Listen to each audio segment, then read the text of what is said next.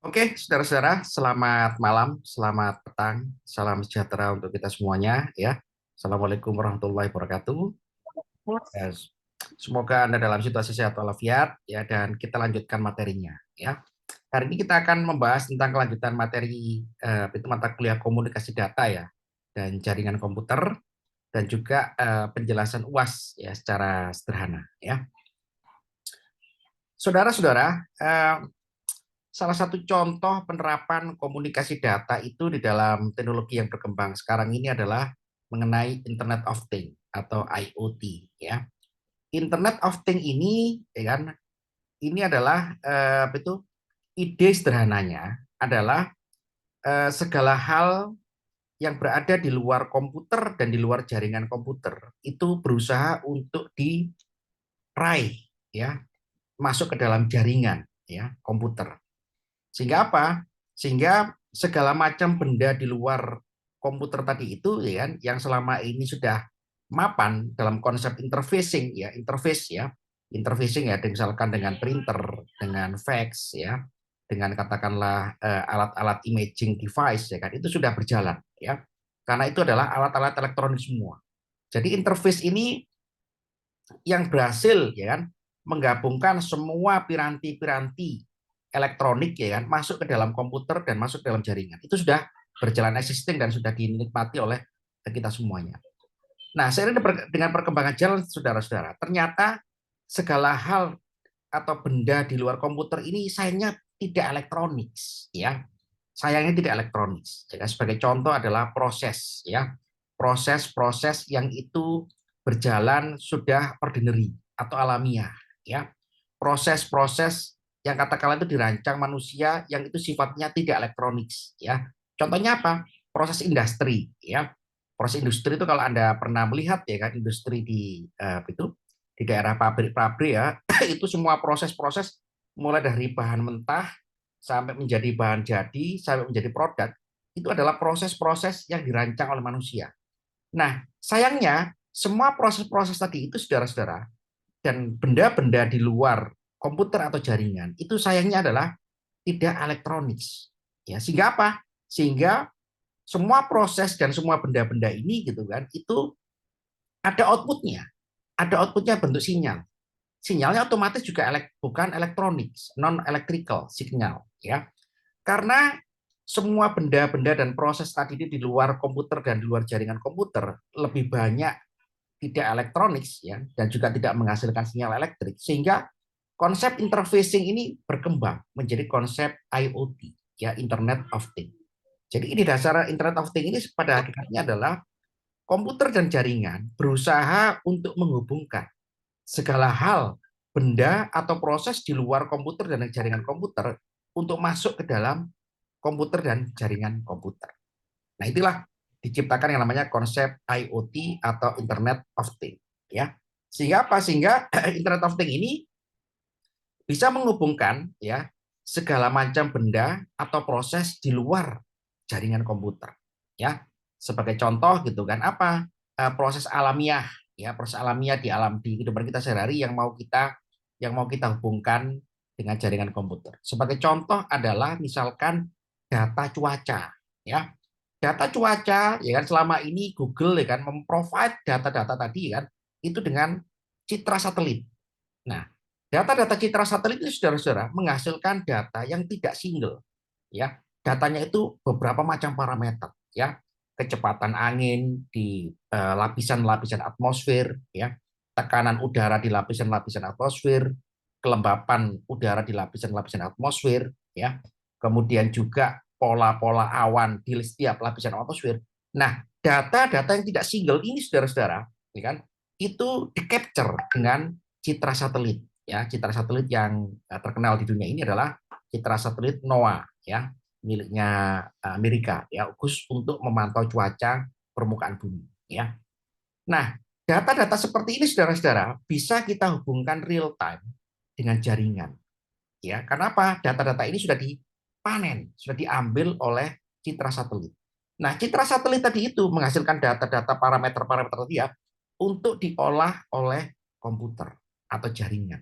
Sehingga Google itu bisa memprovide data di setiap permukaan bumi ya, dalam bentuk suhu, perkiraan cuaca, perkiraan hujan, jenis-jenis hujan ya, bahkan juga sampai ke data-data data-data atmosfer yang lain ya kan, yang digunakan juga untuk acuan penerbangan dan seterusnya. Nah, ide awal ini saudara-saudara akhirnya berkembang gitu kan. Bagaimana kalau misalkan kita tidak memantau hanya cuaca, tapi juga proses-proses yang lain, bahkan juga benda-benda yang lain. Misalkan benda biological. Benda biological itu misalkan tanaman. Tanaman padi itu ya kan misalkan ya kan orang menanam padi ya, petani ya, dia menggarap setelah menyiapkan sawahnya kan, padi ini kepingin dipantau real time sampai panen. Bagaimana caranya? Ada teknologi drone. Nah, drone memantau secara berkala, ya. Apakah padinya itu kena hama, apakah padinya kena penyakit, sehingga data-data drone tadi itu masuk ke dalam komputer, masuk ke dalam jaringan, ya, untuk dianalisa, untuk diberikan suatu decision system, ya. Misalkan, oh padinya ini perlu pupuk, ya. Kenapa? Karena data dari citra satelit, data penangkapan citra drone terestrial gitu kan menunjukkan adanya itu ketidaknormalan perkembangan atau pertumbuhan dari padinya. Nah, data-data seperti ini saudara-saudara merupakan data-data yang sifatnya adalah diperoleh dari proses-proses yang tidak elektrikal. Sehingga apa? Sehingga diperlukan satu konsep untuk menjamah data-data yang tidak bersifat elektrikal ini, ya, tanaman padi, tanaman sawit, ya, tanaman-tanaman manusia, bahkan juga peternakan, veterinary, ya, peternakan. Orang-orang di Eropa sama di Australia atau di negara-negara maju, kalau beternak sapi, dia beternak sapi tidak satu, ya, kambing tidak satu, tapi range dalam bentuk peternakan yang masif, ya, sekali beternak ribuan. Nah, sapi-sapi tadi itu nggak mungkin seperti petani kita di Indonesia ini, ya, sapinya itu dibawa ke sawah satu-satu, disayangi, dimandiin, disikat giginya, gitu kan, disayangi betul-betul. Bayangkan kalau misalkan Anda ya, Joanna gitu kan, melihara 200.000 ekor sapi, Anda bisa menyayangi sapi satu persatu, ya, sapinya sehat? Nggak bisa. Inilah diperlukan satu konsep ya kan yang bisa menyentuh ya proses-proses yang bersifat tidak elektrikal ini. Kenapa? Internet of Things ya. Jadi Internet of Things tadi sudah saya kembali kepada ide dasarnya adalah komputer dan jaringan berusaha untuk masuk ya menginvasi data-data yang dihasilkan dari proses-proses alamiah atau juga buatan manusia atau juga benda-benda yang selama ini belum terkoneksi dengan komputer untuk masuk ke dalam jaringan komputer ya. Seperti Anda ya kan punya smartwatch ya kan. Itu Anda bisa memantau detak jantung Anda, ya kan, kesehatan tubuh Anda. Itu kan sama juga ya. Konsepnya adalah IoT, ya, Internet of Things, ya. Nah, saudara-saudara, IoT ini ya dari sisi komunikasi data, ya. Dari sisi komunikasi data, berarti adalah di situ ada aliran data. Nah, aliran data yang pertama itu adalah dari mana? Pak, ini kan proses biological, proses kimia, proses katakanlah mekanik, ya. Mekanik itu banyak sekali, ya. Proses mekanik misalkan adalah itu tutup pintu otomatis tol, ya kan. Proses-proses yang lain yang sifatnya adalah di situ ada akselerasi dari suatu benda, ya. Itu adalah proses-proses mekanik, ya. Bagaimana kita itu bisa mengetahui data-data ini sementara prosesnya adalah bukan proses elektrikal. Sehingga apa? Sehingga diperlukan sensor. Nah, ya. Jadi itu ujung tombak utama ini untuk bisa terhubung dengan proses-proses yang tidak elektrikal itu adalah sensor. Sensor ini saudara-saudara tujuannya adalah dia adalah menjamah proses untuk mendapatkan data, menyentuh proses untuk mendapatkan data. Proses fisika, ya, proses kimiawi, proses mekanika, proses apa saja ya, yang itu adalah itu yang itu adalah perlu dijembatani dengan suatu device piranti yang namanya sensor. Nah, teknologi sensor ini sudah berkembang dengan sangat canggih zaman sekarang ini ya. Sensor termal, ya, sensor termal ini adalah sensor yang mampu mendeteksi pola termal, ya. Sehingga kan ada API kamera termal, ya. Ada juga sensor inframerah, ya, khusus untuk mendeteksi gitu kan pancaran inframerah dari semua benda, ya. Ada lagi sensor semiconductor berbasis bahan semiconductor, sensor yang bisa digunakan untuk deteksi suhu, tekanan, ya, bahkan juga intensitas cahaya, ya kan? Itu semua adalah bahan-bahan itu semiconductor. Dan sensor-sensor yang lain, apalagi sensor berbasis citra, ya, sampai ke citra teknologi citra satelit tadi, ya. Nah, saudara-saudara, sensor ini tugasnya adalah menyentuh proses di luar jaringan komputer. Setelah dia bersentuhan dengan proses, maka dia melakukan konversi. Konversi dari proses fisika, kimia, biologi menjadi suatu besaran sinyal elektrik. Jadi kalau sensor ini tugas utamanya adalah mengkonversi, ya kan, proses, ya, secara alamiah menjadi besaran-besaran elektrik. Ya, tekanan menggunakan sensor, katakanlah itu pressure sensor kalau di industri, ya, berbasis tekanan tekanan udara. Ada sensor suhu, ya, berbasis termal. Ada sensor mekanik berbasis akselerometer. Macam-macam sensor. Nah, sensor ini, ya kan, setelah dia menyentuh proses, ya kan, kemudian dia mengkonversi menjadi sinyal elektrik. Nah, sinyal elektrik ini sudah aman. Kalau dalam bentuk sinyal elektrik selanjutnya adalah dilakukan konversi menjadi itu sinyal digital biner 0110 dan seterusnya. Apa proses selanjutnya? Proses selanjutnya adalah digitalisasi. Digitalisasi itu namanya adalah menggunakan teknik di dalam apa itu? Di dalam ilmu sistem digital, ya kan, namanya adalah analog to digital converter, ADC, ya. Analog to digital converter ini itu diolah menjadi itu besaran sekian bit, ya, 8 bit, 16 bit, 32 bit sampai juga 64 bit, ya. Nah, kalau kita sudah punya digital, sinyal digital ini adalah mengindikasikan apa yang terjadi pada proses-proses yang saya sebutkan tadi, proses alamiah tadi itu, maka, ya kan, IoT sudah menerima sinyal, ya. Nah, IoT ini selanjutnya apa, saudara-saudara? IoT ini secara teknis dijalankan oleh itu microcontroller, ya.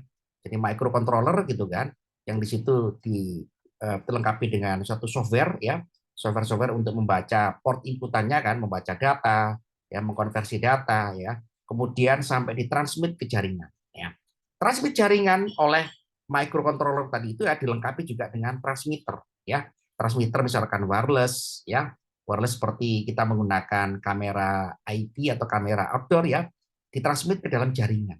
Nah, kalau sudah masuk dalam jaringan, nah itu sudah nggak karu-karuan, ya. Kita bisa mengolahnya, displaykannya secara real time, tampil secara real time, profil, ya, misalkan tekanan suhu dari suatu ruangan, ya. Kemudian juga katakanlah kita menyimpannya, ya, di dalam cloud, ya. Kemudian kita juga katakanlah mengolahnya menjadi suatu decision support system, ya, menjadi sistem monitoring, menjadi sistem kendali, nah, dan seterusnya dan seterusnya. Nah, ini saudara-saudara, semuanya adalah berjalan karena ada komunikasi data. Komunikasi data mulai dari sensor, ya, ADC, microcontroller, software, ya, transmitter, ya, wireless atau juga katakanlah berbasis RJ45, ya, atau koaksial atau fiber optik, ya, juga satelit, ya, sampai masuk ke dalam jaringan. Nah, berarti IoT, ya kan, kalau sudah berbicara jaringan tentu adalah berbasis kepada konfigurasi IP networks. Jadi apa, saudara-saudara? IoT ini merupakan bagian daripada networks. Itu yang paling penting, ya. Dia adalah termasuk bagian dari klien, ya, klien. Jadi dalam konsep IoT ini dengan server atau jaringan, IoT ini adalah klien, ya. Yang klien itu gitu kan bisa bersentuhan dengan berbagai macam sensor. Misalkan, ya, IoT gitu kan kita desain sebagai pembaca data-data cuaca. Berarti sensor yang kita berikan kepada microcontroller di IoT ini bermacam-macam, tekanan, suhu, kelembapan udara, ya, kecepatan angin, ya, atau juga besaran-besaran atmosferik yang. Sehingga data-data dari sensor tadi itu, saudara-saudara, dimasukkan ke dalam microcontroller untuk dipilah-pilah, ya, kemudian ditransmitkan ke dalam jaringan melalui cara komunikasi data berbasis IP network tadi itu. Nah, kita berarti sudah berhasil ya kan, mendapatkan data, ya, mendapatkan data, ya kan. Nah, saudara-saudara, IoT ini apa kuncinya? Kuncinya adalah desain daripada sistem. Desain dari sistem ini, saudara-saudara, yang paling penting adalah tadi pertama, ya, sensor, ya. Sensor ini udah macam-macam bentuknya, ya. Nah, ini contoh-contoh sensor ya. Sensor alkohol, ya ini itu sensor bau ya, sensor berbasis proses kimia, ya. Ultrasonik ya pasti ya. Kemudian infrared sensor, LDR sensor ya, light detection resistor ya, resistor ya kan, itu LDR gitu kan, gas sensor ya. Misalkan ya kan, itu suatu proses di industri ya kan, yang melibatkan gas beracun ya kan, ruangan-ruangan untuk kontrolernya itu harus dilengkapi dengan gas sensor supaya tidak bocor, sehingga kebocoran itu bisa diantisipasi, ya kan, sehingga ruangan-ruangan untuk security ya kan itu dapat ditingkatkan, ya, jangan sampai terjadi kebocoran proses yang berakibat fatal bagi manusia, ya. Dan banyak sekali saudara-saudara kan, itu sensor-sensor ini, yang sensor-sensor ini semua saudara-saudara kita hubungkan dengan ADC, analog to digital converter, ya, datanya sudah digital, diterima oleh microcontroller. Ya, microcontroller juga sudah berkembang sangat wah saat ini, ya. Sekarang ini berkembang menjadi Raspberry Pi, ya, Arduino, ya. Untuk microcontroller zaman saya dulu udah nggak ada itu dipakai ya. Microcontroller yang cuma 8 bit ya, PPE, itu peripheral interface ya, zaman dulu ya. PPI 8255 kan udah usang, udah ditinggalkan ya. Sekarang ini gitu kan, embedded ya kan, bisa ditanamkan suatu software algoritma yang menggunakan bahasa C ya. Jadi itu microcontroller ini bisa kita program isinya ya. Ngambil data dari port input, ngambil data dari sensor ultrasonik. Apa yang kita mau ambil datanya? Oh, datanya adalah ini ya. Datanya kita konversi. Konversi misalkan kecepatan suatu benda ya. Kecepatan suatu benda ini kan menjadi kecepatan rumusan gitu kan, kilometer per jam. Kita kirim ke network jaringan dengan IP network melalui selalu metode transmisi wireless kah ya, itu atau juga RJ45 kah, atau koaksial, atau sampai juga satelit ya yang paling canggih ya. Nah, ini saudara-saudara yang paling penting ya. Kemudian saudara-saudara ya, itu eh, komunikasi data antara sensor sampai ke microcontroller dengan softwarenya, sampai ke transmisi berbasis IP network, sampai ke jaringan. Ini data-data ini selanjutnya adalah diolah untuk ditampilkan, ya, untuk disimpan, bahkan juga untuk diambil satu keputusan. Misalkan, ya kan, data daripada sensor gas beracun itu deteksi adanya kebocoran. Apa yang dilakukan oleh IoT ini, saudara-saudara? Saya tanya kepada Anda. Ada yang bisa membantu saya? Apa yang harus dilakukan oleh IoT?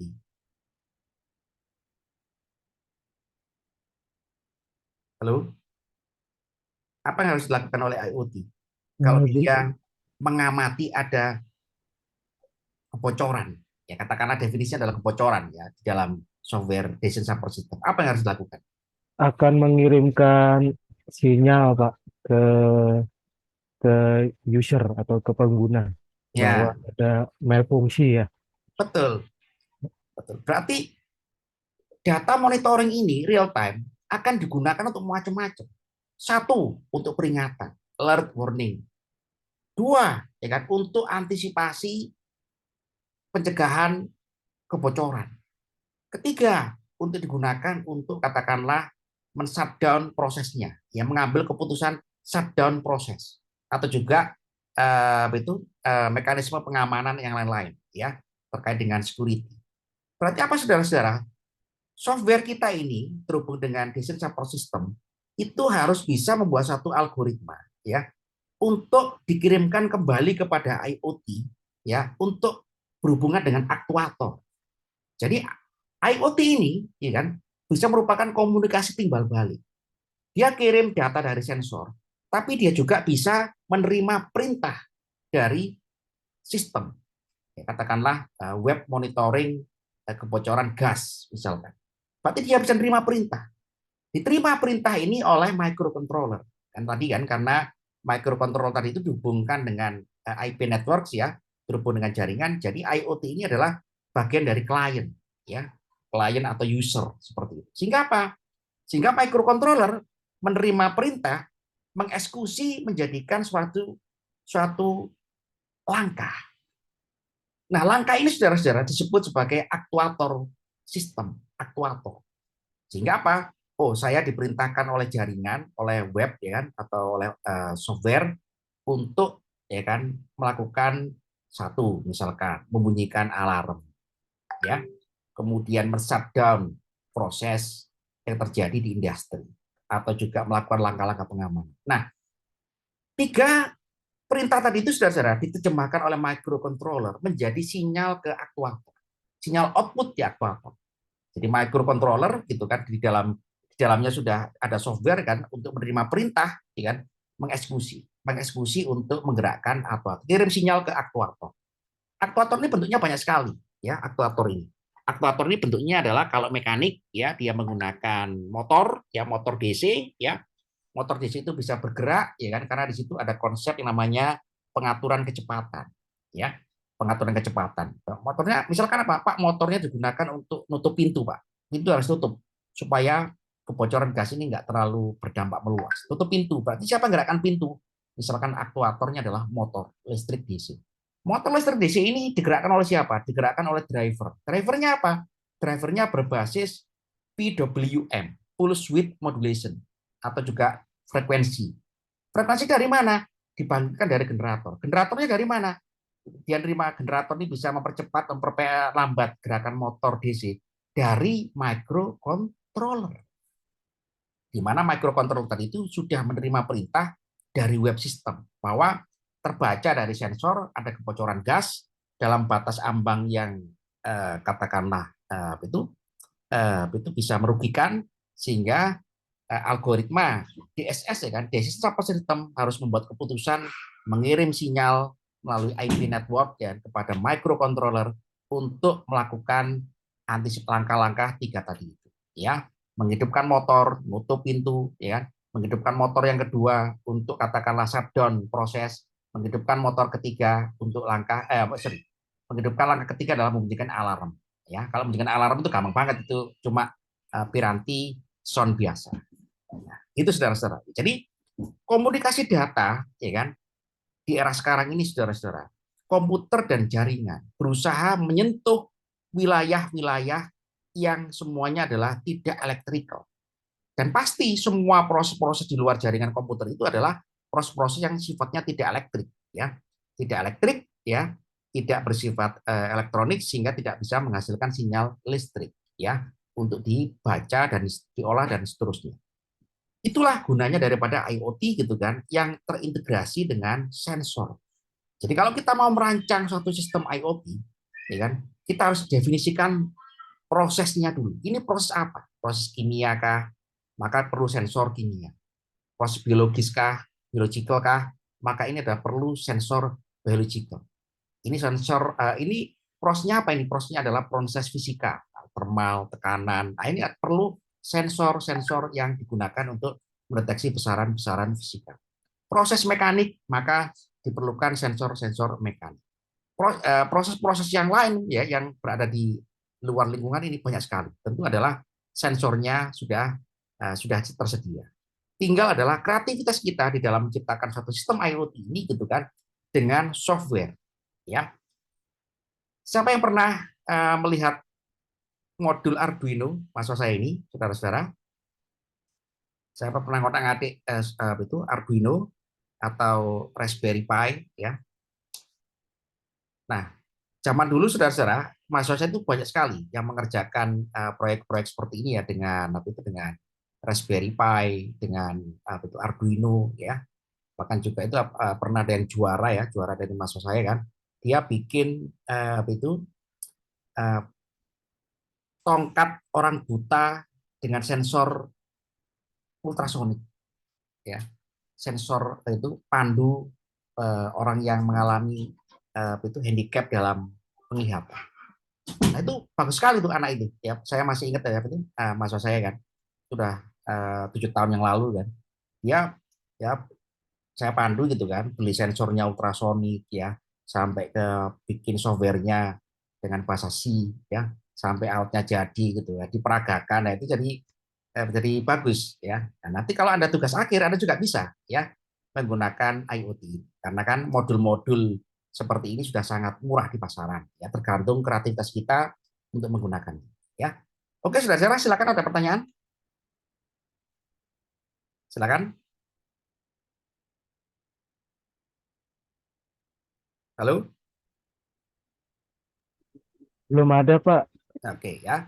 Ini banyak banget ini ya list untuk development kitnya. Yang paling banyak kan anak Indonesia itu ya ini ya Raspberry Pi dan Arduino Uno ya paling banyak sekali ya. Padahal juga banyak sekali ya. Intinya adalah sama. Sebenarnya microcontroller ini ya fungsinya adalah sebagai microprosesor ya kan khusus untuk mengolah data ya dan transmit data ya. Intinya di situ aja ya.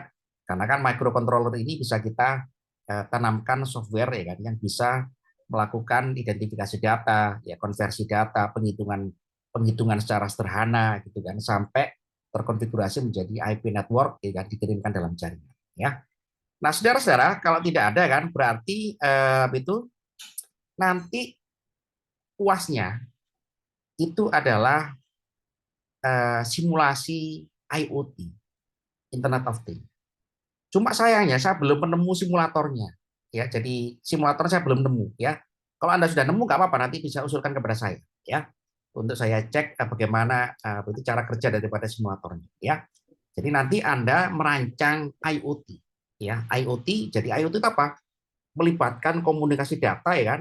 Komunikasi data analog mulai dari sensor sampai ke ADC analog to digital converter sampai ke microcontroller sampai ke jaringan IP network ya sampai dibaca sistem sampai menjadi satu DSS Desktop Support System ya untuk monitoring kah, untuk controlling kah, sampai menjadi aktuator di sistem tadi itu. Nah, kira-kira itu sudah saudara puasnya nanti ya. Ada pertanyaan sudah saudara? Kalau pakai Cisco Packet Tracer lagi boleh, Pak? Karena ada fitur IoT Cisco Packet juga di Tracer situ. itu bisa integrasi dengan IoT, Mas Iwan. Ada fungsi Bisa, IoT juga, Pak. Oke, siap-siap. Ya, bagus itu aja dulu ya. bisa. Bisa ya? Ya, baik, Pak. Ya, oke, Bisa, pakai Pak. itu berarti ya. Oke, ya udah Ya, setuju. Pak. Pakai itu aja deh ya. Cisco Ya, Packet Pak. Tracer. Kemana sudah install ya Cisco Packet Tracer ya semuanya ya?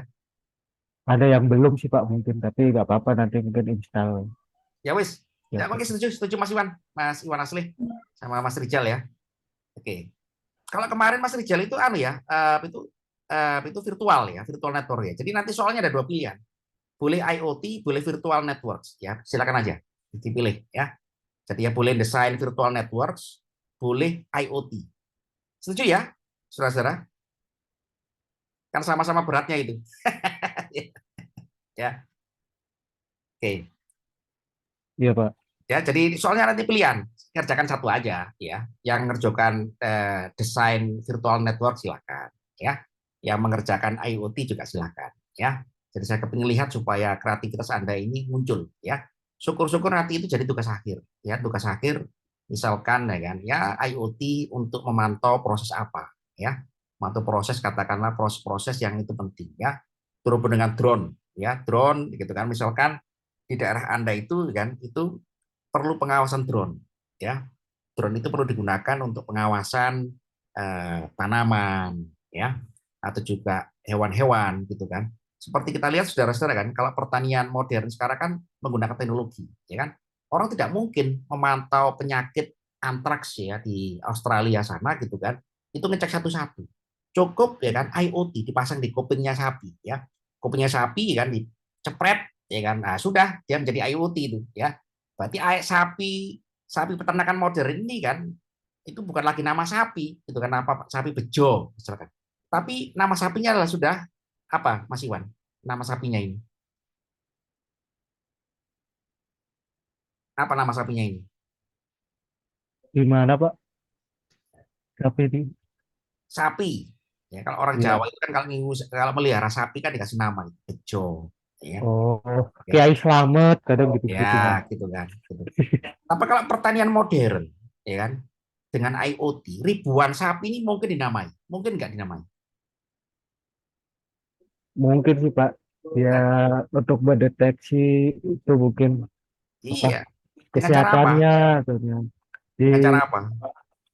diberikan sensor mungkin Pak di badan Nah, IoT. IoT ya. Ya, jangan lupa, IoT kan IP networking. Jadi satu sapi itu satu IP network. Ya enggak? Ya kan? Berarti kan klien satu ekor sapi ini. Betul nggak? Ya kan? Bisa kita namai. Iya.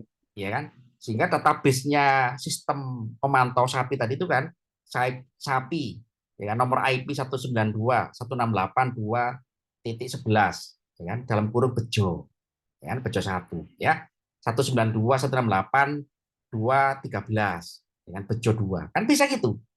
Jadi itu hebatnya pertanian modern gitu kan ya kan? Bisa menggunakan IoT sehingga sapi-sapi tadi yang ribuan ya kan itu bisa kita identifikasi perkembangannya ya bobotnya ya penyakitnya dan seterusnya ya sehingga dokter itu waktu dia itu ngecek sapi kan dia nggak mungkin ngecek sapi 1.000 ekor sapi dokter sapi mau ngecek satu persatu wah capek cukup IoT aja mana yang sakit ini ya dipencet ya oh yang sakit nomor IP sekian udah bejo 2 muncul bejo 2 alarmnya muncul tit wah itu bejo 2 ya nah gitu itu adalah satu contoh ya kan kreativitas ya kan ya, penerapan IoT dalam teknologi kehewanan ya peternakan ya. Jadi itu yang sangat penting saudara-saudara kan sebagai itu contoh ya. Nah, bisa yang lain-lain juga ya seperti itu. Sampai kira cukup saudara-saudara ya.